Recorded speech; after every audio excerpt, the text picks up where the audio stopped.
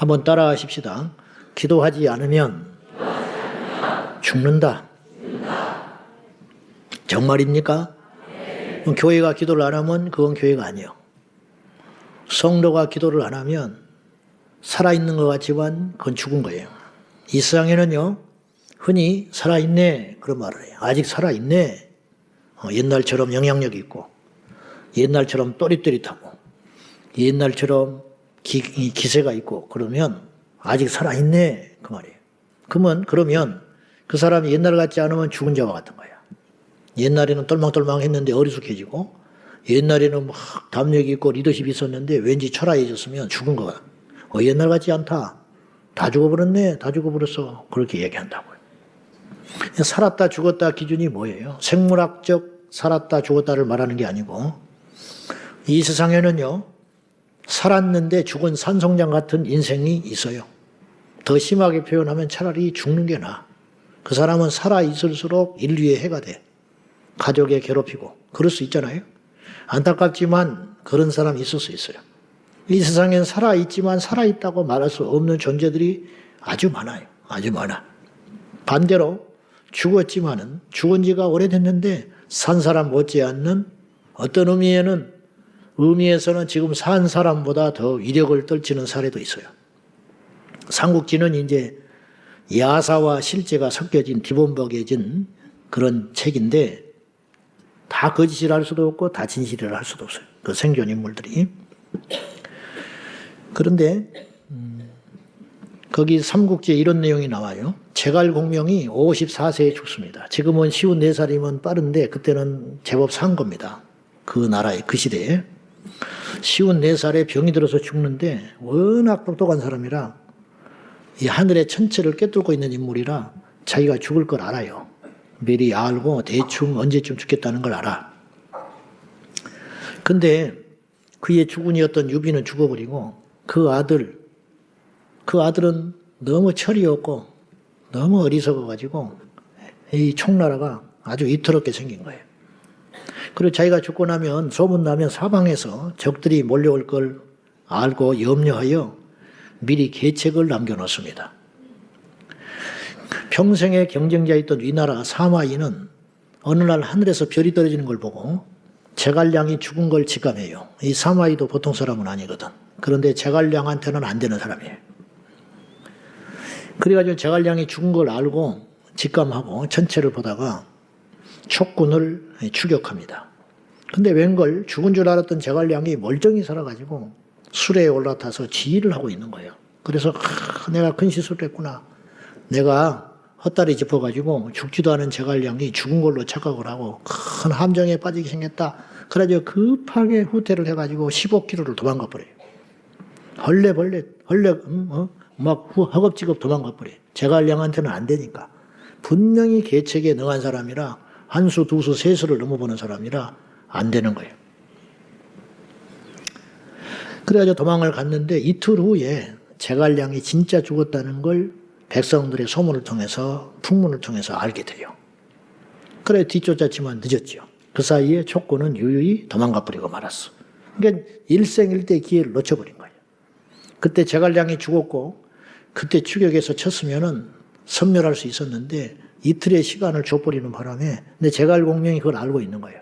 내가 죽은 줄 알면 사마이가 추적해 올 줄 알고 내가 죽었다는 소문을 절대 내지 말고 목각 인형을 만들어가지고 내가 살아있는 것처럼 수레에다가 싣고 가거라. 이걸 계책을 남기고 죽은 거예요. 그래서 이제 죽은 제갈공명이 살아있는 사마의를 물리쳤다 하여 이 말이 나왔는데 사제갈, 주생중달. 이 중달이 사마의의 다른 이름이거든요. 죽은 제갈량이 멀쩡히 살아있는 사마의 중달을 물리쳤다. 그런 말이에요. 유명한 이야기죠. 죽은 모택동이 지금도 중국을 지배하고 있습니다. 죽은 김일성이 북한을 통치하고 있어요. 그거가 똑같은 거예요.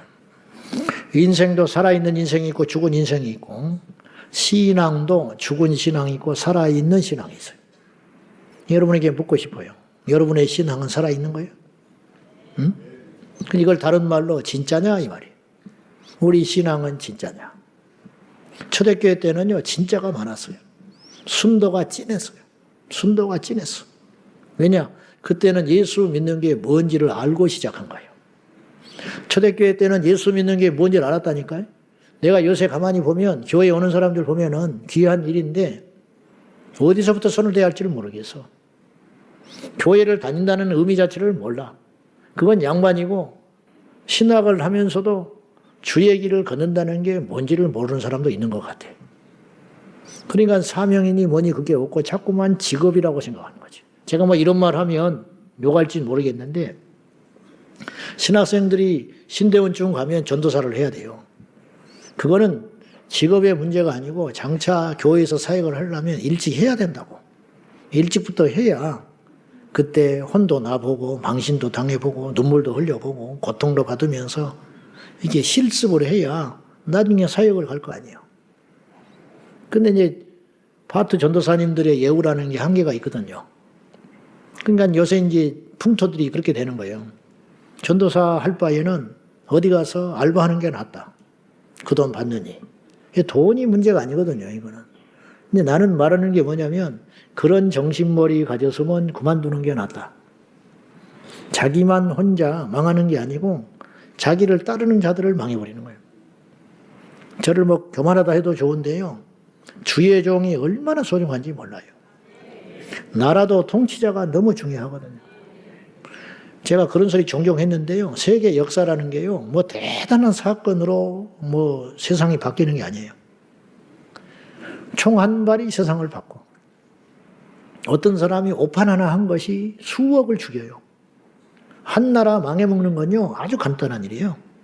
어떤 깜도 아닌 사람이 통치자가 돼가지고 엉뚱한 법을 하나 만들어가지고 그냥 가는 거예요. 스웨덴이 이민정책 잘못해가지고 망했어요. 스웨덴이 얼마나 잘 사는 나라였는지 아세요? 스웨덴이 왜 잘 살았냐면 2차 대전 때 온 유럽이 쑥대밭이거든요. 다 망가져버려요. 근데 스웨덴은 중립국을 선언해가지고 전쟁에서 피해요. 스위스와 함께. 그러니까 파괴되질 않았어. 옛날에 6.25 때문에 일본이 돈 번 것처럼 우리나라가 전쟁 나니까 물자를 일본에서 만들었거든. 그래가지고 망한 일본이 살아난 거예요. 2차 대전 패전 국가가. 그런데 2차 대전이 끝나고 나니까 복구를 해야 되잖아요. 독일이고 영국이고 프랑스고 쟁쟁한 나라들이 전부 나라가 폭탄으로 쑥대밭 돼버린 거예요. 공장이 다 망가져버리고. 물건을 만들어낼 데가 없잖아요. 스웨덴에서 다 만들어냈어요. 스웨덴이 공장이 멀쩡히 살아있고 논밭이 살아있고 기계공들이 살아있으니까 스웨덴에서 유럽에 될 수 있는 모든 물자와 생필품을 막 찍어냈다고. 24시간 공장을 돌렸어요. 당연히 돈들이 쏟아져 들어왔죠. 그래서 스웨덴이 제 넘버원 복지국가가 된 거예요. 근데 이제 복지국가가 됐는데 문제는 일꾼이 적잖아. 공장은 돌려야 되는데 인구가 적거든요. 스웨덴이. 작은 나라거든. 그래서 어떻게 했냐면 이민 정책을 막 문을 열었어요. 무조건 들어오라. 그래가지고 어떻게 돼버렸느냐. 완전히 나라가 아장 나버렸어요, 지금. 박살 나버렸어. 뭐 시간 관계상 말을 안 하겠지만 이제 정신 차렸는데 늦어버렸어요. 20% 이상이 이민 외국에서 들어온 사람들이에요. 그래서 1년에 폭탄 테러가 300회가 나요. 300회. 유럽에서 작은 나라인데 총기로 제일 많이 죽는 나라가 스웨덴이 돼버렸어요. 다른 나라보다 훨씬 많이 죽어요. 총기 사건이 날마다 한 건씩 일어나. 스웨덴에 있는 지역 중에 65곳을 경찰이 못 들어가. 무서워서. 그런 불법된 아주 치안 무너진 나라가 돼버렸어요. 왜 그러냐? 불법 체류자들, 과격한 테러주의자들이 들어와가지고 완전히 스웨덴을 잡아먹어버린 거예요. 그래가지고 이제 급기야 이제서 정신 차려가지고 법을 막 바꾼 거예요. 그리고 이제 정권이 이제 바뀌어요. 죽겠으니까 밀어줬는데 수십 년 동안 고통만 주니까 이제 급진적인 세력들을 투표를 안 해주고 이제서 했는데 늦었지. 그래가지고 급기야는 어떻게 했냐면 다시 자기 나라로 돌아가라. 돌아가는 사람한테는 어떻게 하냐.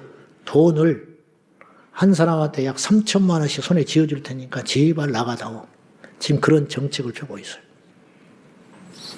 자, 한 나라가 망가지는 것은 순간이에요. 서서히 망가진 것 같죠? 근데 어떤 계기가 딱 있어요. 근데 그것이 딱 시작되면 걷잡을 수가 없어요. 자, 그런 말씀을 제가 드리려고 하는 것이 아니라 지도자가 그렇게 중요하다. 교회가 아주 좋은데 어떤 사람이 다음 담임 목사라 와가지고 6개월이면 딱 망가져 버려요. 기가 막히게 좋은 나라 통치자 하나 잘못 뽑으면 6개월이면 나라 망해버려요. 기가 막힌 학교, 교장 선생님이 엉뚱한 것이 오면 그 학교 한 번에 꼴찌 돼버리는 거예요. 무슨 말인지 알죠? 지도자가 이렇게 중요한 거예요. 속을 알 수가 있어야지. 속을. 리더가 그렇게 중요한 거예요. 셀 리더도 그렇게 중요한 거예요. 그 셀을 죽이는 건 순간이에요. 그 교회 학교 가서 죽여버리는 건 순간이에요. 한 사람 가서 대충 해버리면 그냥 죽어버리는 거예요. 애들 쑥대밭 되는 거예요.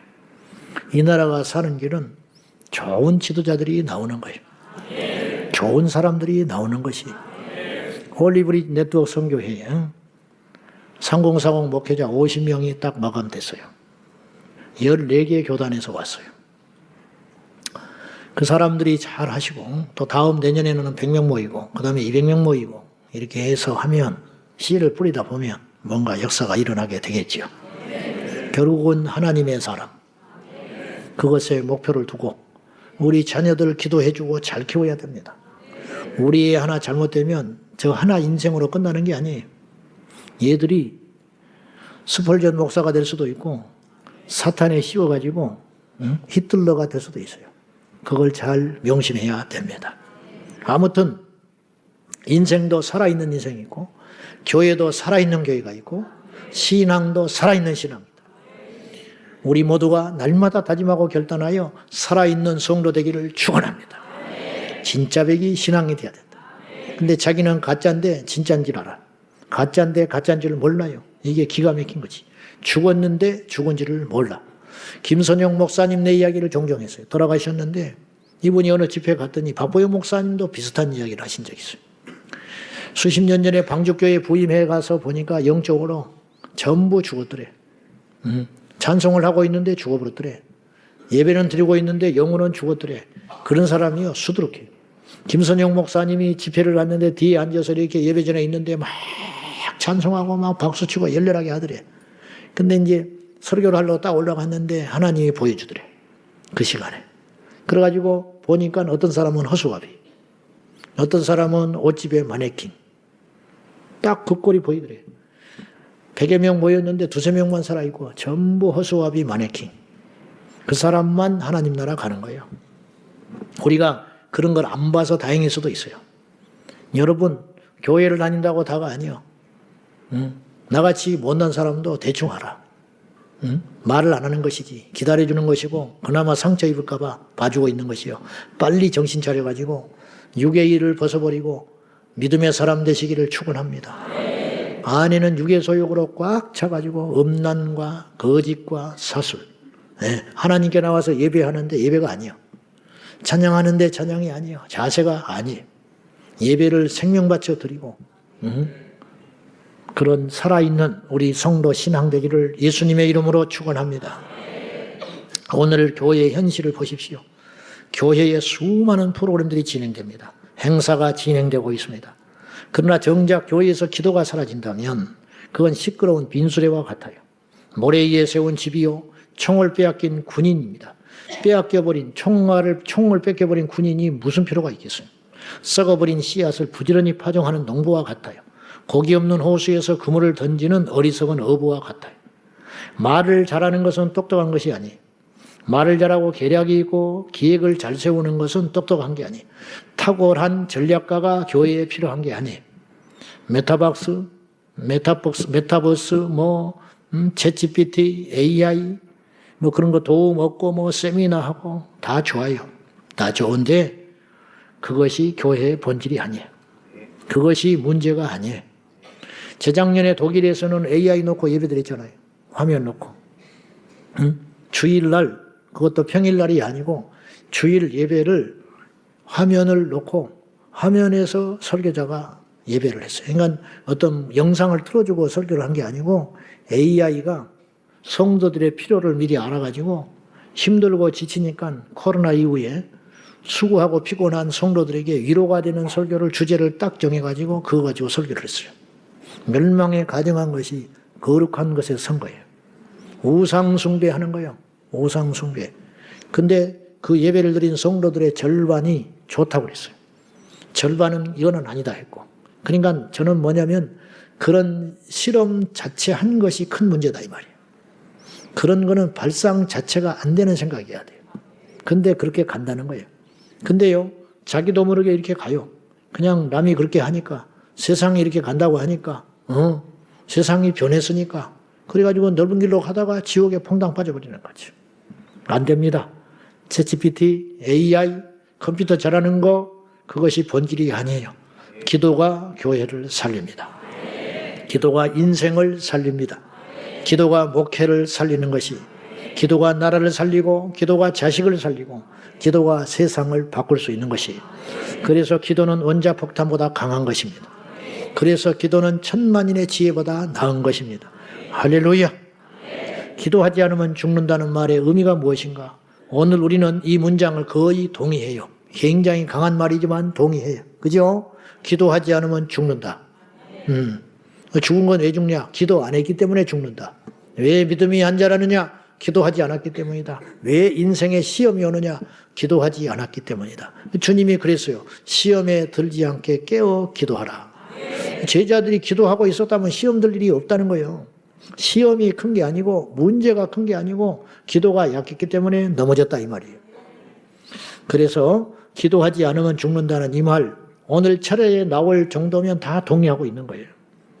그런데 이 세상에는 기도하지 않아도 멀쩡히 살아있는 사람들이 제법 많습니다. 여러분, 밥을 안 먹으면 당장 죽지 않아요. 40일을 견뎌요. 40일 금식한 사람도 우린 주변에서 종종 봤으니까. 예수님도 40일 굶주렸지만 사셨죠. 제자들도 금식을 했지만 살았어요. 지금도 40일 금식하는 사람이 기도원이나 작정하는 사람들이 우리나라 복음이 들어온 이후에 단 하루도 쉬지 않고 금식 기도하는 사람이 어디선가 있었을 거야. 그죠? 이 나라에 있는 거예요. 지금도 있는 거예요. 지금 뭐 그런 사람 없다, 기도원이 다 문 닫는다 하지만 그래도 깨어있는 의인 열은 있어요. 어디 가도 있어. 그런 우리가 되기를 축원합니다. 그런데 40일을 일단 안 먹는다고 해서 죽지는 않아. 근데 보세요. 계속 안 먹으면 죽어. 40일을 안 먹으면 살지만 400일을 안 먹으면 죽는 거야. 물을 하루 안 먹는다고 죽는 거 아니에요. 그러나 열흘 안 먹으면 죽어요. 그렇듯이 기도를 당장 안 한다고 무슨 일이 생기는 게 아니에요. 그래서 사람들이 속는 거예요. 당장 기도를 안 한다고 예수님과 멀어지는 것도 아니고 당장 기도를 안 한다고 해서 내 인생에 위기가 오는 건 아니에요. 그런데 계속 기도를 안 한다. 그러면 결국은 죽게 돼 있어요. 결국은 망할 날이 와요. 결국은 죄 짓는 날이 와요. 결국은 사단의 유혹에 덥석 빠져드는 날이 온다 이 말입니다. 자, 죄도 못 이겨요. 기도를 안 하면 결국은 죄의 종노릇하게 돼 있어요. 당장 죄를 지으면 들키지 않죠. 그러나 결국은 드러나요.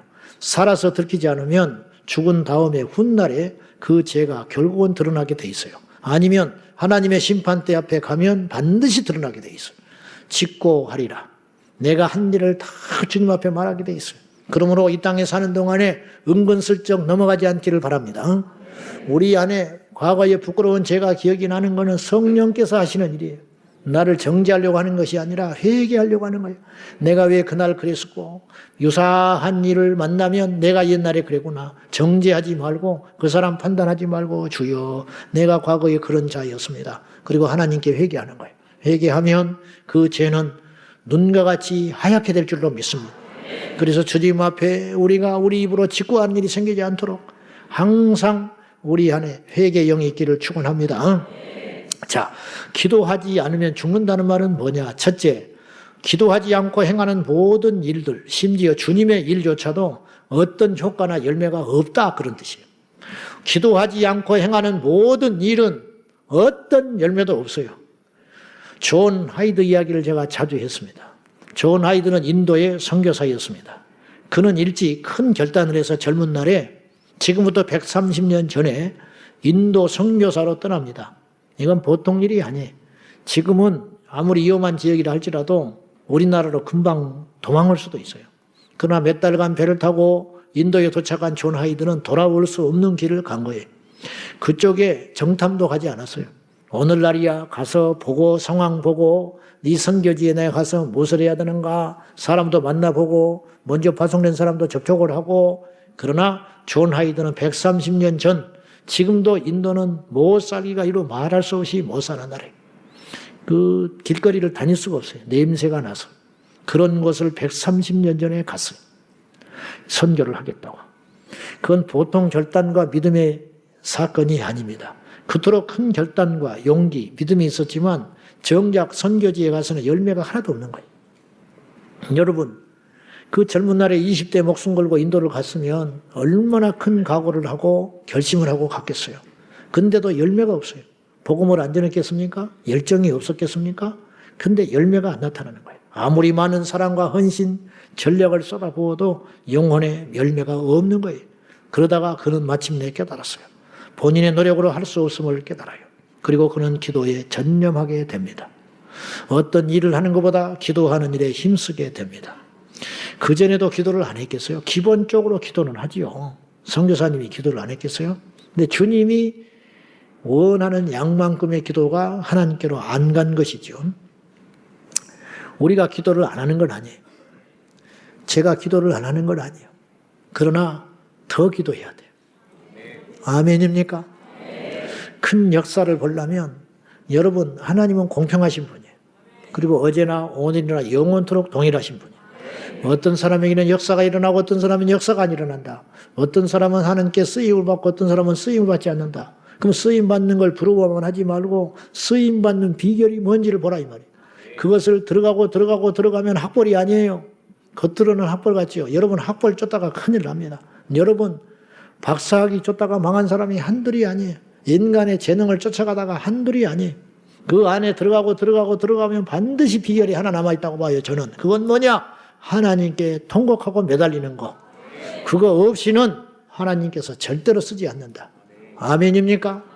영적인 친밀감, 영적인 능력, 성도도 마찬가지, 목회자도 마찬가지, 선교사도 마찬가지, 어떤 일을 하든지 간에 기도하는 것은 반드시 심는 대로 거두는 원리, 기도하면 반드시 열매가 일어나게 돼 있어요. 그전에도 존 하이드가 기도를 안 한 것은 아니지만 이제 깨달았어요. 그래서 전심으로 하나님께 기도하기 시작해요. 그는 그전에도 기도했지만 목숨을 건 기도는 아니었어요. 존 하이드의 기도에는 다음과 같은 5가지 원칙과 제목이 있었다고 그래요. 첫째, 당신 자신의 삶이나 동역자의 삶에 그리고 교회에 각성이 일어나기를 기도하라 이렇게 외쳤어요. 당신 여러분 자신의 삶이나 동역자들의 삶에 그리고 교회에 각성이 일어나기를 위해 기도하라. 두 번째 원칙, 성령께서 당신의 삶과 사역에 더 큰 능력을 주시기를 갈망하며 그분의 능력이 없이는 아무것도 할 수 없음을 인정하라. 우리 셀리더들, 교회학교 교사들, 직분자들 여러분의 삶에 사역에 더 큰 능력이 부어주시기 위하여 갈망하고 여러분의 삶에 하나님의 능력이 없이는 그 어떤 것도 할 수 없다는 것을 자각하고 인정하며 기도하기를 축원합니다. 세 번째, 존 하이드는 예수님 앞에 부끄러움이 없도록 기도하라 그랬어요. 기도하지 않으면 부끄러운 거라. 기도하지 않으면 넘어지는 것이다.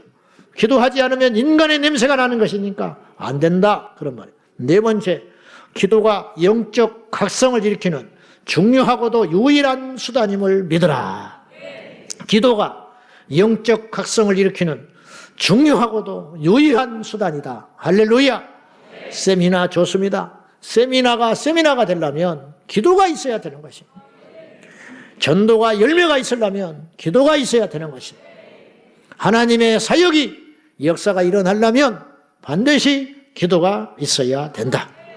그래서 기도가 영적 각성을 일으키는 중요하고도 유일한 수단임을 믿고 기도해라. 그래서 제가 그런 말 자주 했어요. 기도를 믿으라. 기도하면 반드시 어떤 일이 일어난다. 기도하면 내가 변한다. 기도하면 저 사람이 변한다. 기도하면 이 나라가 변한다. 기도하면 한국교회가 변한다. 기도하면 요 애들이 변한다.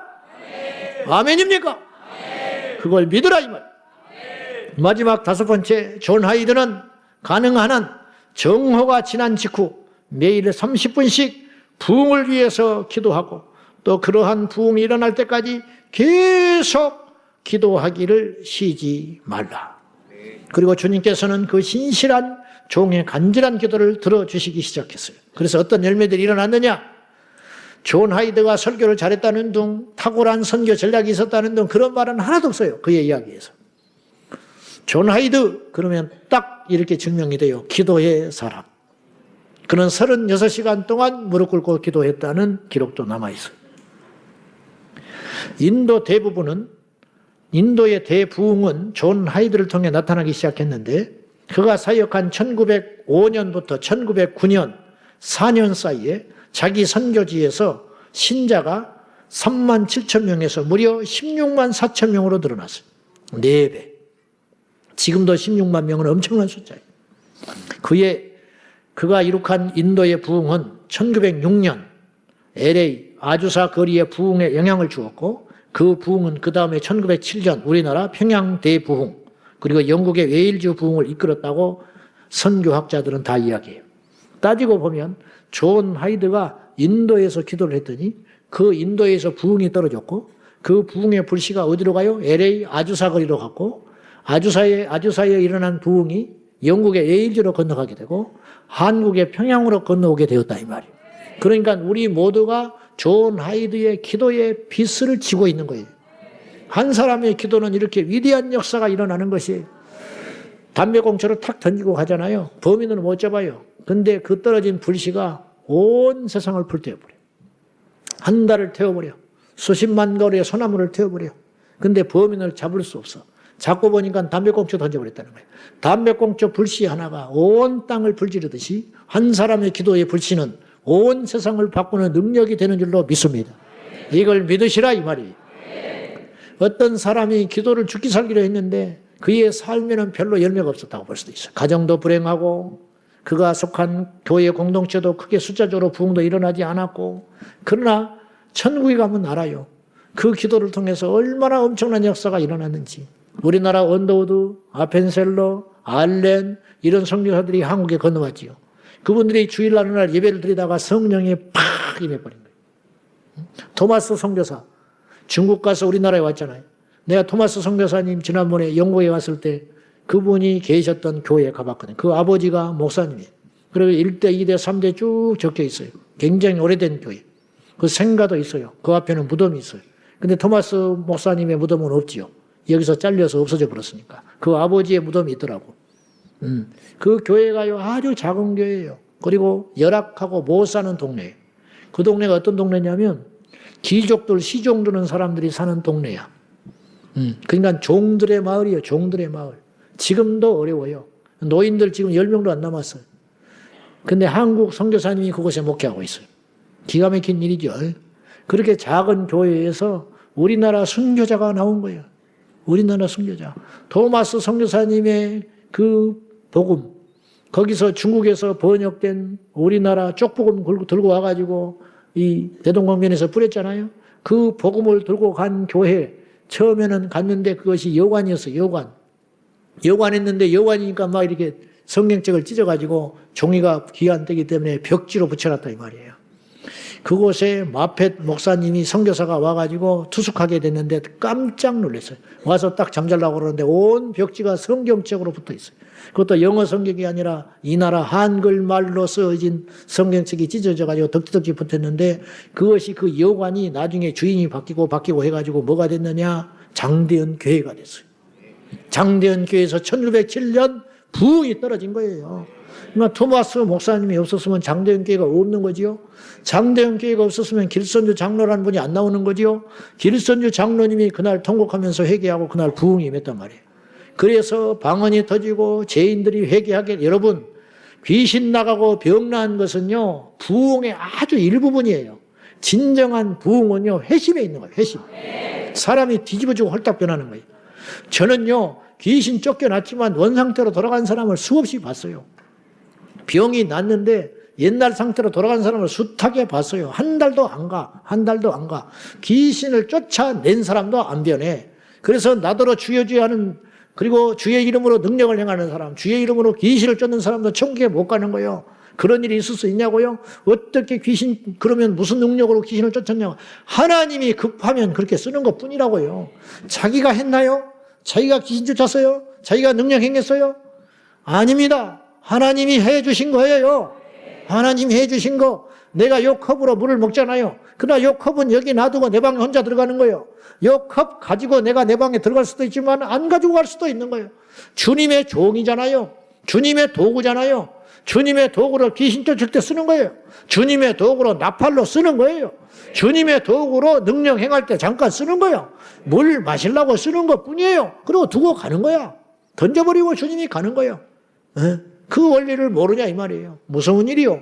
그러므로 우리는 껍질만 예수 믿으면 안 되고 우리의 속이 홀딱 뒤집어져 가지고 진짜가 되어야 할 줄로 믿습니다.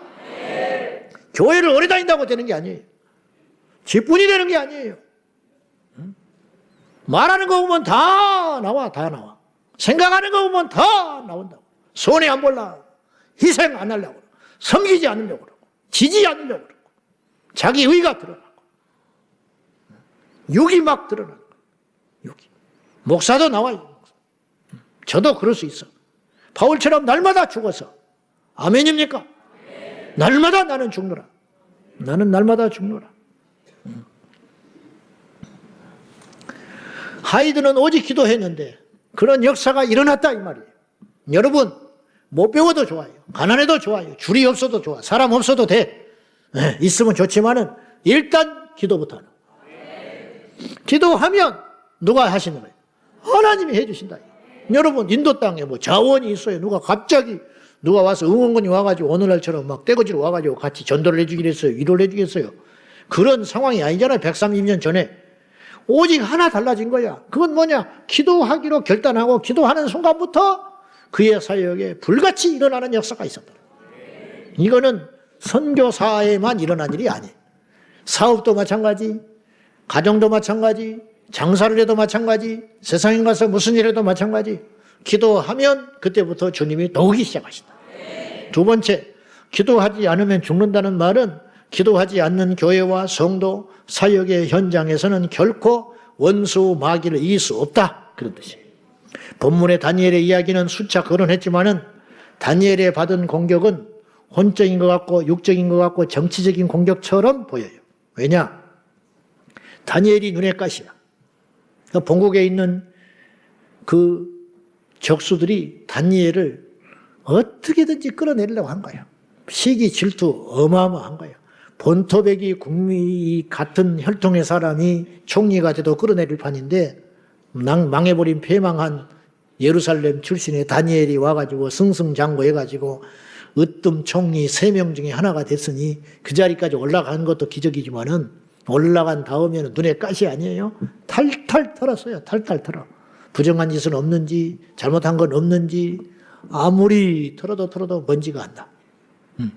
그러니까 이건 정치적인 공격처럼 보이지만 이것이 영적인 공격이라고 할 수 있는 이유가 5절에 보면 알 수 있어요. 5절 봐요. 다 같이 봅시다.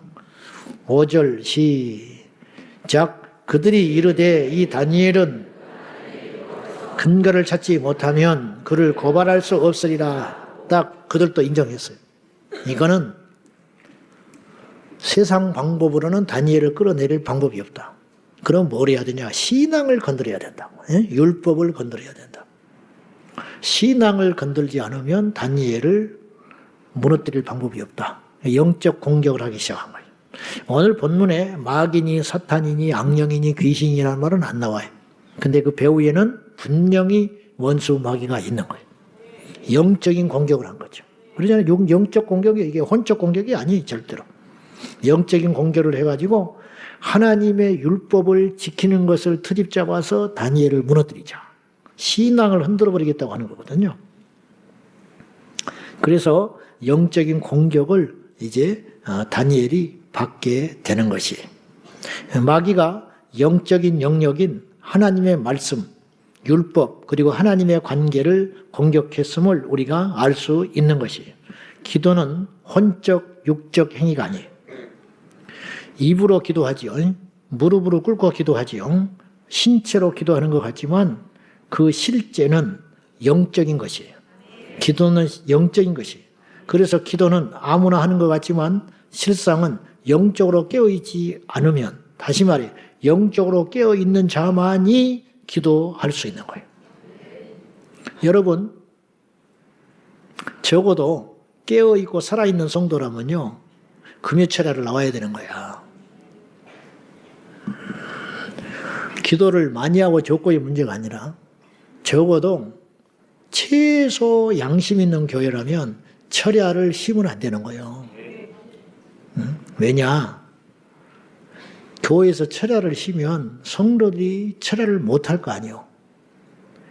열에 하나는 다른 데를 찾아가서 하기는 해요. 열에 9은요 집에 주저앉아 버려요. 자기 교회가 금요일날 철야를 안 하는데 다른 교회 가기가 쉬울 것 같아요? 그러면 철야가 있는데 내가 안 가면 뜨끔뜨끔해요. 왜냐, 한 번씩 혼나기도 하고 뭐 철야 어쨌다 하고 뭐 이번 주 철야는 어쩐다 하면 뜨끔뜨끔 하잖아요. 근데 아예 없어. 교회가 철야 기도라는 것 자체가 없으면요 뜨끔거릴 일이 없어. 그래서 옛날에는 철야 기도를 열심히 다녔는데 어느 교회 오니까 철야 기도가 없다. 그러면 스스로 자기가 위로가 되는 거예요. 핑계거리가 딱 정당화되는 거예요. 내가 철야를 안 하고 싶은 게 안 하는 게 아니잖아. 나는 하고 싶은데 없잖아. 처음에는 뭐 이제 뭐 답답하기도 하고 혼자 가보기도 하고 다른 교회도 헤매기도 하고 했겠지만은 내가 사랑하는 교회, 내가 몸담고 있는 소속되어 있는 교회에서 철야를 안 하니까 안 하는 것에 대해서 죄의식이 없어지게 되는 거죠. 천하장사가 없는 거예요. 그러면 그냥 주워버리는 거예요. 여러분 1년만 철야 안 해봐. 어떤 일이 벌어지는지. 주워버리는 거예요. 살았으나 죽은 거예요. 근데 애초에 그런 사람들이 아닌데 교회에서 더 깨어있게 만들어야 되는데 잠을 재워버리게 한다 이거예요. 그러면 같이 죽는 거예요. 여러분 정신 바짝 차려야 돼요. 적어도 깨어있는 정상적인 성도라 하면 철야를 나와야 되는 거예요. 왜? 기도해야 사는 걸 알기 때문에. 기도를 안 하면 죽는 거예요. 어쩌다 한 번 빠지는 것이지 1년 360, 1년 52주, 10년 520번 안 나와버리면 끝장나는 거예요. 에? 그런 사람을 중직자로 세우면 안 돼요. 그런 사람은 셀리도 하면 안 돼. 그런 사람은 교사하면 안 되는 거예요. 왜? 영혼을 책임지는 사람은 기도해야 되는 것이에요. 기도를 안 하면 자기가 문제가 아니에요. 맡긴 영혼이 죽는 거예요. 영향력을 줄 수 있는 사람이 기도를 안 하면 죽는 것이에요. 죽는 거. 육이 나가니까 영이 나가야 할 줄로 믿습니다. 생명이 나가야 사는 것이. 그러므로 영적으로 깨어있지 않거나 거듭나지 못한 육적 그리스도인들은 결코 기도가 안 나와요. 기도할 수 없어. 옆에서 막 부러지고 기도하면 이러고 있는데 뭐 통해야 뭐를 하지. 교회에서 막 방언을 하면 찔러버리는데 여기서 그러면 안 된다고. 내가 아무개 기도원에 갔더니 이름만 대면 아는 기도원인데 신학교 시절 때 친구들하고 가서 막 기도를 했는데 눈을 떴더니 직원이 와가지고 이렇게 말하더라고. 여기서 이러시면 곤란합니다. 야 참나. 아니 기도원에 가서 방언하고 소리 부르짖고 기도했더니 여기서 이러시면 곤란하대. 그럼 어디 가서 해야 돼? 기도원이라는 간판을 떼버려야죠. 응? 근데 내가 실수했어 사실은. 나오면서 보니 그가 기도원이 아니더만 훈련원이었더만 훈련원. 응? 훈련원이었더라고. 그래서 미안하다고 그래서 훈련 받아야 되는데 기도를 해서 미안하다. 십자가를 떼버려야지. 아무개 교회라는 말을 떼버려야지. 그러면은 내가 잘났다는 게 아니에요. 답답한 일이죠. 누구의 문제가 아니라 이 체질의 개선이 필요한 거예요. 너무너무 답답해요. 여러분 예수는 세련되게 믿는 게 아니에요. 예수는 정확히 믿는 것이, 온전히 믿는 것이, 뜨겁게 믿는 것이, 세련되게 뭐 어쩌고 뭐 어쩌고 그거는요 아직 영적으로 안 깨진 거예요. 안 깨진 거. 무슨 말인지 알겠어요? 예배 때 아멘이 안 나온다. 그 교회는 죽은 거예요. 아니 어떻게 예배 때 아멘이 안 나와? 어떻게 찬송하는데 손뼉을 안 쳐? 어떻게 찬송을 하는데 소리를 안 내서 찬송을 하는데 목소리가 안 낸다. 예? 가끔 보면 그런 사람이 있거든. 이러고 왜 있는지 모르겠어. 교회를 뭐하러 왔나 모르겠어. 교회 와서 찬송을 다 하는데 혼자 이러고 있어. 입을 꼬매버렸는지 어쨌는지, 마귀가 그 입을 잡고 있는지 어쨌는지, 여기 앉아있다가 주일날 내려가서 이렇게 입을 열어버리고 싶어. 진짜로. 내 성질로 하면요, 지적할 사람 어마어마하게 많습니다. 응? 내가 언젠가 사람 되지 하고 참고 있는 거예요. 아니, 찬송하는데 왜 찬송을 안 하고 있어? 거의 뭐 못된 것도 아니고, 뭐, 수준이 높은 것도 아니고, 자기는 수준이 높다고 생각하나 봐. 그러면 나는 수준이 낮아서 이렇게 해볼래 하고 사는지 모르겠지만은, 나는 너무너무 이해가 안 가는 거예요. 맛을 알아야 알지. 여러분, 수준 높은 신앙이라는 것은 쩍쩍하고 뭐 신학이 어쩌고 저쩌고 거의 수준이 높은 게 아니고, 진짜 수준 높은 신앙은 영적인 신앙이 수준 높은 신앙이에요. 하나님께 가까이 가는 신앙이 진짜 배기 신앙이에요. 사도 바울이 삼층천을 가잖아요. 이 엄청나게 수준 높은 신앙이거든요. 여러분, 사도 바울은 신학을 완성한 사람이 아니라 하나님의 계시를 만난 사람이거든. 삼층천에 간 사람을 누가 해볼 수 있겠어요? 세치어를 어떻게 해보냐고. 이게 하나님의 나라라고요. 우리 교회가 점점점 영적으로 계시가 열리고 하나님께 가까이 가고 영이 열리고 기도가 열리고 은사가 임하고 그런 일이 일어나기를 예수님의 이름으로 축원합니다. 근데 육의 사람은 못 견디죠. 막 그런 일이 일어나고 그런 교회에 가면 막 못 견뎌요. 뭐 하나님 기먹었냐 그러고 막 그러죠. 뭐 답이 안 나는 거죠. 대화가 안 되는 거예요. 대화가 안 돼. 여러분, 아무리 많은 헌신을 하고 교회를 오래 다니고 좋은 인격, 나이스한 인격을 가졌다 할지라도 뜨겁고 강력한 기도를 하지 못한다면은 그거는 영적으로 무지한 것이다 이 말이죠. 속에 불이 없는데 어찌 부르질 수가 있겠어요? 불을 받기를 축원합니다.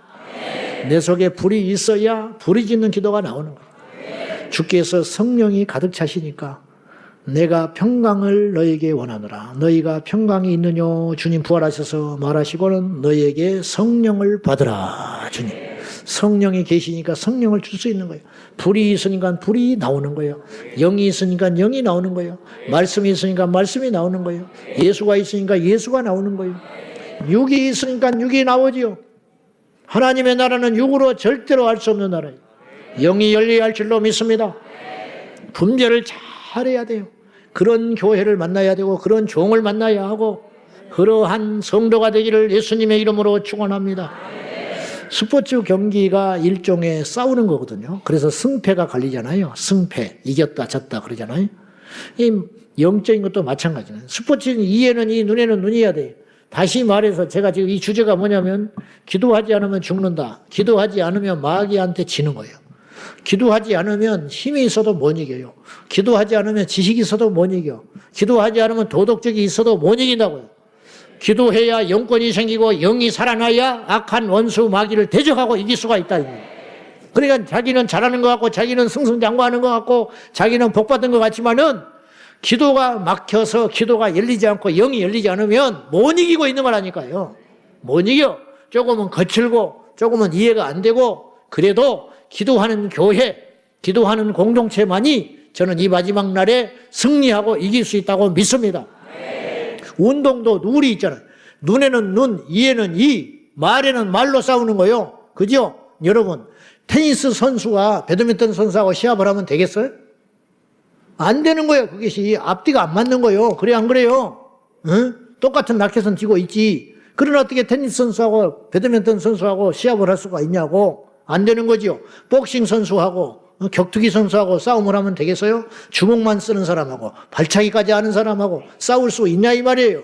스포츠도 상대가 되어야 싸워서 뭐가 시합이 되듯이 우리가 마귀를 이기려면 우리가 영적 권세를 갖고 나가야 된다. 마귀는 영적 무기를 가지고 우리에게 덤벼드는데 우리가 말로 이길 수 있어요? 혈로 이길 수 있어요? 재주로 이길 수 있어요? 마귀가 영적인 존재니까 우리에게도 영적 무기가 필요하다 이 말이에요. 영적 무기의 기본은 기도다 이 말이에요. 기도를 해야 말씀의 검도 질 수 있고 기도를 해야 믿음의 방패도 취할 수 있고 그래서 에베소서 6장에 하나님의 전신갑주, 구원의 투구, 의의 흉배, 진리의 허리띠, 평안의 예비한 신발, 그리고 믿음의 방패, 그리고 성령의 검, 곧 하나님의 말씀 그렇게 딱 6가지를 열거하고 나서 성경은 이에 더하여 항상 깨어있어 기도하라. 근데 기도가 다 이 모든 걸 포함한다는 거예요. 기도함으로 믿음의 투구를 쓰고 구원의 투구를 쓰고 기도함으로 믿음의 방패가 완성이 되고 기도해야 성령의 그 말씀에 이력이 있는 것이고 끄적끄적 준비해가지고 그것이 이력이 있는 것이 아니라 말씀에 기도가 더해질 때 원수 마귀를 끊어버리는 강력한 무기가 되는 것이다. 찬송도 기도를 해야 이 찬송이 원수 마귀가 듣고 벌벌 뜨는 다윗의 찬송이 될 수 있다 이 말이에요. 찬송에 기도가 빠져버리면 노래가 노래. 말씀에 기도가 빠져버리면 그건 좋은 말에 불과한다 이 말이에요.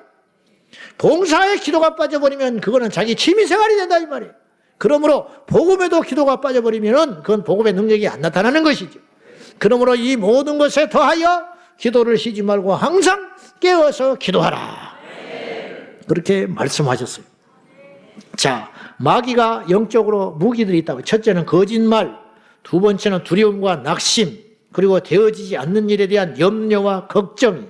디모데후서 1장 7절. 자, 시간이 많이 가니까 다 같이 시작. 하나님이 우리에게 주신 것은 두려워하는 마음이야. 오직 능력과 사랑과 절제하는 마음. 이 세상의 모든 일은요, 둘 중에 하나라고 보면 돼. 하나님이 하시는 일, 마귀가 하는 일. 알겠습니까? 분명해요. 어떤 사람이 전도자를 핍박한다. 그건 자기 정신 갖고 하는 게 아니야. 그죠? 전도자를 핍박했다. 어떤 사람이 교회를 방해하고 나섰다. 내가 예배를 나가려고 그러는데 어느 날 토요일만 되면 제가 옛날에 금요일마다 영적 공격을 받았어요. 옛날에 교인들은 알아요. 상가 교회에 있을 때 금요일만 되면 내가 이렇게 맥이 딱 빠져버려. 내 혼자 느끼기에. 교회를 가기가 싫을 정도야. 금요일 날 오후쯤 되면 나른해지고 꼭 금요일 날 오후만 되면 그래. 그래가지고 맥이 쭉 빠져버려. 내가 그때 설교하는 목사만 아니었으면 철야를 못 가게 됐을 거야. 한 번 빠져, 두 번 빠져, 다섯 번 빠져, 그러면 지금까지 안 나올 거라. 근데 내가 설교를 해야 되기 때문에 금요일 날 이 각오를 하고, 그리고는 내가 오죽하면 중보기도팀을 만들었어요. 그래서 금요일 날 중보기도팀이 그때그래서 만들어지는 거예요. 그래가지고 제가 1시간 전에 가가지고 유아실에 같이 앉아가지고 중보팀을 자원한 사람들하고 같이 제가 1시간을 기도하고, 그리고 어느 때는 내가 금요일 날 금식을 했어요. 이걸 이겨보려고. 금식을 하고 중보팀 모집해가지고 유아실에서 같이 뜨겁게 기도하고 9시 되면 예배드리러 들어갔다고. 그러다가 이제 내가 이제 금요일마다 바빠지면서 중보팀만 기도를 하기 시작했고, 그러면서 어느 날 그 현상이 없어졌어요. 그 현상이 없어졌어. 이건 정말 어느 날 한 번 그랬다. 그러면 그냥 컨디션 안 좋은 거예요. 그러나 그것이 아니에요. 금요일 날. 그럼 누가 하는 일이에요? 첫째 하나님, 둘째 마귀. 누가 한 거예요? 마귀가 하는 짓이지. 그것이 어찌 자연스러운 일이겠어? 어째 그 우연한 일이겠어? 여러분, 그건 오히려 분별하기가 쉬워요. 분별하기 쉬우니까 내가 딱 대비를 한 거야. 근데 그런 분명하게 분별하기 쉬운 일이 있는가 하면 어떤 일은 사고를 가장한 마귀의 역사가 있는 거예요. 그냥 모르죠. 속지. 기억하세요. 이 세상에 어떤 일이든 우연은 없다. 분명히 원인이 있는 것이다. 여러분, 원인 없는 결과가 있어요? 밥을 안 먹었으니까 배가 고픈 것이지. 여러분, 물만 먹어도 살이 쪄? 그런 거짓말 하지 마. 전 세계 인류 중에 한 명도 물만 먹어서 살찌는 사람은 없어. 다른 사람보다 적게 먹어도 살이 찌기는 할 수 있죠, 체질상. 근데 물만 먹어서 살이 찌는 사람은 없어. 물고기도 물만 먹지는 않아.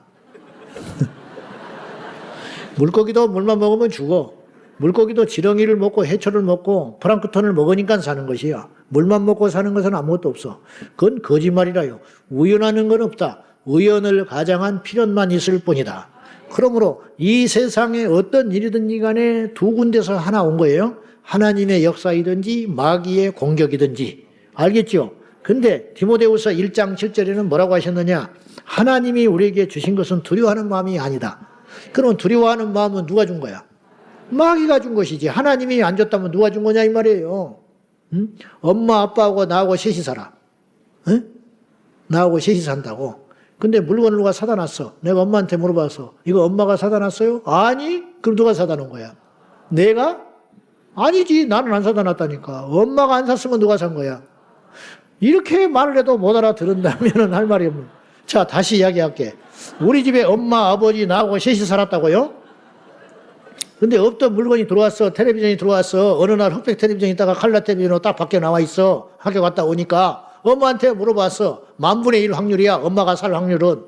그래도 혹시 모르니까 헷가닥 해가지고 사놓으셨나 하고 엄마가 사놨어. 그랬더니 입이 툭 튀어나와가지고 미쳤냐? 그러더라고 나한테. 내가 미쳤냐고 그걸 사냐는 거야. 그럼 누가 산 거야? 말할 필요도 없는 거야. 응? 두려워하는 마음 하나님이 안 줬어. 그럼 누가 준 거야? 마귀가 준 것이지. 평안은 누가 줘? 마귀가 줘? 하나님이 주시는 것이지. 내가 너에게 주는 것은 두려워하는 마음도 아니고 재앙도 아니고 실패도 아니고 낙심도 아니다. 절망도 아니다. 그러면 내 안에 절망이 오고 낙심이 오고 미리 되어지지 않은 일에 대하여 염려가 천근만근 온다면 그건 원수 마귀가 준 것이기 때문에 영적 공격을 받고 있는 거예요. 그럼 어떻게 해야 돼? 등산을 간다. 2번 친구를 만난다. 3번 상담을 한다. 4번 자동차를 타고 자유로를 간다. 5번 맥주집에를 간다. 죽으려고 환장한 거야. 마지막으로 성전에 와서 엎드린다. 기도하면 얼굴이 달라져요. 빛이 임한다니까. 두려움이 떠나가게 된다니까. 염려가 사라지게 된다니까요. 오늘 여러분이 기도하러 왔어요. 기도하러 왔을 때 어디까지 응답을 받아야 되느냐? 너희는 아무것도 염려하지 말고 오직 마음에 염려하지 말고 모든 일에 기도와 간구로 너희 구할 것을 감사함으로 하나님께 아뢰라. 그리하면 모든 지각에 뛰어나신 하나님의 평강이 너희 마음과 생각을 지키시리라. 아무것도 염려하지 말라. 그러면 어디까지 기도를 해야 되냐? 내 안에 염려가 사라지고 평강이 올 때까지. 저 사람이 미워지지 않고 사랑해질 때까지 기도하는 거예요. 태산 같은 염려와 걱정이 나를 사로잡을 때 그것이 없어질 때까지 녹아버릴 때까지 기도하는 것이 승리의 비결이라는 것입니다. 마귀는 우리에게 거짓말을 주고 두 번째로 두려움과 낙심, 되어지지 않는 일에 대한 염려와 걱정을 주지만은 기도함으로 돌파할 수 있는 것이. 세 번째, 마귀는 분열과 분쟁을 줘요. 그러나 우리가 기도함으로 하나가 될 수 있는 것입니다. 종종 갈라진 교회 공동체가 있다면 자잘못을 아무리 따져도 따질수록 마귀가 기뻐하는 거예요. 그때는 어떻게 하느냐? 기도하자. 3개월만 기도해봐. 6개월만 기도해봐. 그냥 사라지게 되는 것이. 기도하면 하나가 되는 것이. 평안에 매는 줄로 성령이 하나 되게 하신 것을 힘써 지키라. 결론, 오늘 다니엘의 이야기는 우리에게 이런 교훈을 줍니다. 다니엘은요, 기도했기 때문에 영적 공격을 받았어요. 거꾸로. 기도했기 때문에 말씀에 의해서 기도했더니 그것 때문에 트집 잡아가지고 조서를 꾸며서 의인의 도장 찍었잖아요. 그렇죠? 기도 안 했으면 이런 공격이 없어요. 어떻게 보면 그렇단 말이죠. 마치 욥이 의로웠기 때문에 마귀의 시기를 받아서 공격받은 거예요. 근데 이걸 아셔야 돼. 결국은 승리했어요. 자, 야이러니가 여기에 있는데 다니엘이 지나치게 기도했기 때문에 공격을 받은 거예요. 그건 맞아, 1차적으로. 그런데 이 공격을 받을 때 다니엘이 기도를 안 했으면 살아요. 그죠? 며칠 동안? 30일. 기도를 안 하면 겉으로는 다니엘이 산 것처럼 보여. 근데 이게 마귀가 원하는 거예요. 우리가 하나님께 기도하고 결단하고 주님을 더 뜨겁게 만나려고 하는데 우리 삶에 공격이 올 때가 있어요. 그때 우리가 이런 유혹을 받아요. 기도하면 뭐하냐? 맨날 기도하면 뭐하냐? 그런 유혹을 받을 때가 있어. 그때 기도를 딱 포기하잖아요? 그러면 죽어요. 근데 기도하고 매달리고 하나님께 열심을 품어서 시련이 오고 어려움이 오고 고난이 왔잖아요. 그러면 더 기도를 해버리라 이 말이에요. 제 말이 아니고 다니엘이 우리에게 그 원리를 가르쳐 주는 거예요. 다니엘이 영적으로 살아있었기 때문에 공격받았잖아요. 근데 그렇다고 주저앉아 있으면 그걸 포기하면 기도만 안 하면 살 수 있잖아요. 근데 그건 사는 게 아니에요. 근데 다니엘은 전공법을 택한 거예요. 그래서 의인이 찍힌 걸 알고도 죽을 줄 알고도 그 말이에요.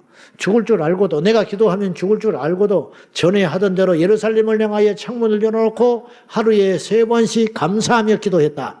그랬더니 어떤 일이 벌어졌어요? 승리했지요. 기도하면 승리해요. 여러분, 아무리 기도는 강조해도 부족함이 없어. 오늘까지 162회를 기도에 대한 이야기를 했어요. 그럼 162회만 한 것 같아요? 그렇지 않아요. 저는요, 지금 다른 주제를 바꾸고 싶어요. 인간적으로는. 100번 할 때 바꾸려고 그랬어요. 처음에는 50번 하려고 그랬어. 그런데 100번을 했어요. 이건 내 힘으로 하는 것 같지는 않아요. 여러분도 대단한 거예요. 지금 이 다니엘서 6장 이 본문이 제가 알기로 한 3번, 4번 설교했어요. 근데 처음 보는 것처럼 듣고 있어요. 다음 주에 이 본문 갖고 또 설교할 거예요. 그래도 여러분은 처음처럼 앉아 있을 거예요. 이제 보시라고요. 이제 금요일 날 우리가 기도에 중독돼 버린 거예요. 저는 감사하고 좋은 일이라고 봐요. 50번 기도하려고, 50번만 주제하려고, 50번도 쉬운 일이 아니에요. 100번 했어요. 150번 했어요. 150번에 끝내려고 그랬어요. 근데 160번 왔어요. 지금 맘먹기는 200번 하면 끝내려고 그래. 200번 가면 또 모르겠어. 그때 가봐야. 사람이기 때문에 다른 주제 하고 싶어. 지겹기도 하겠다. 성도들 얼굴도 미안하고. 근데 그게 중요한 게 아니라는 거예요. 금요일은 기도로 불타야 돼요. 우리 일생에 기도로 불타야 돼요. 기도할 수 있다면 승리합니다. 기도할 수 있다면 기적이 일어납니다. 기적이 안 일어나도 승리합니다. 그렇지 아니할지라도 승리합니다. 죽어도 죽은 것이 아닙니다. 살아도 기도하지 않았으면 산 게 아니에요. 할렐루야. 우리 모두 이걸 확실히 믿고 신구약 성경에 흐르는 이 기도의 영이 우리에게 임하여서 다니엘의 기도의 영이, 바울의 기도의 영이, 모세의 기도의 영이, 에레미야의 기도의 영이 우리에게 임하여서 뜨겁게 기도하는 저와 여러분 되기를 예수님의 이름으로 축원합니다. 여러분, 제가 여러분에게 물고기 주는 게 낫겠습니까? 낚싯대 하나 주는 것이 낫겠습니까? 여러분 어떤 거 가져갈래요? 낚싯대를 가져가는 게 낫다 이 말이에요. 우리가 어떤 은혜를 하나 받고 마는 것이 아니라 기도에 눈이 떠져서 내가 기도하리라. 여러분, 한 말씀에 은혜 받고 가는 것이 중요한 것이 아니라 내가 기도로 무장하고 가면 우리 인생이 달라질 줄로 믿습니다. 그런 지혜가 열리기를 예수님의 이름으로 축원합니다. 할렐루야. 우리 모두 기도로 승리합시다. 기도로 승리합시다. 기도하지 않으면 죽는다는 각오를 가지고 이 밤에도 나라와 민족을 위해 기도하고 우리 후대를 위해 기도하고 여러분의 미래를 위해 기도하는 깨어있는 성도가 되기를 예수님의 이름으로 축원합니다. 다 같이 기도하겠습니다. 이 시간에 기도할 때 주여, 기도하지 않으면 죽는다는 것을 알게 하여 주십시오. 우리가 알게 됐어요. 아멘입니까? 기도하지 않으면 산 게 아니에요. 기도하지 않으면 성도 아닙니다. 기도하지 않는 교회는 교회가 아니에요. 기도하지 않는 사역은 사역이 아니에요. 기도하지 않는 봉사는 봉사가 아닙니다. 우리가 주님, 기도하지 않으면 죽는다는 것을 깨달았으니 기도하게 하여 주시옵소서. 적당한 기도, 얕은 기도가 아니라 목숨을 걸고 기도하게 하여 주시옵소서. 사람 만나러 온 자리가 아닙니다. 하나님 만나러 왔습니다. 설교만 들으러 온 것이 아닙니다. 우리가 기도하러 왔습니다. 말씀으로 무장했으니 이제 하늘의 문이 열리도록 우리가 기도해야 할 줄로 믿습니다. 주님, 기도하지 않으면 죽습니다. 기도하게 하여 주시옵소서. 적당한 기도가 아니라 목숨을 걸고 기도하게 하여 주시옵소서. 두 손 들고 이 제목을 놓고 간절한 마음으로 기도가 회복되기를 위하여 너는 내게 부르짖으라 말씀하셨으니 이 밤에 우리 모두가 부르짖기를 소원합니다. 다 같이 기도하겠습니다. 주여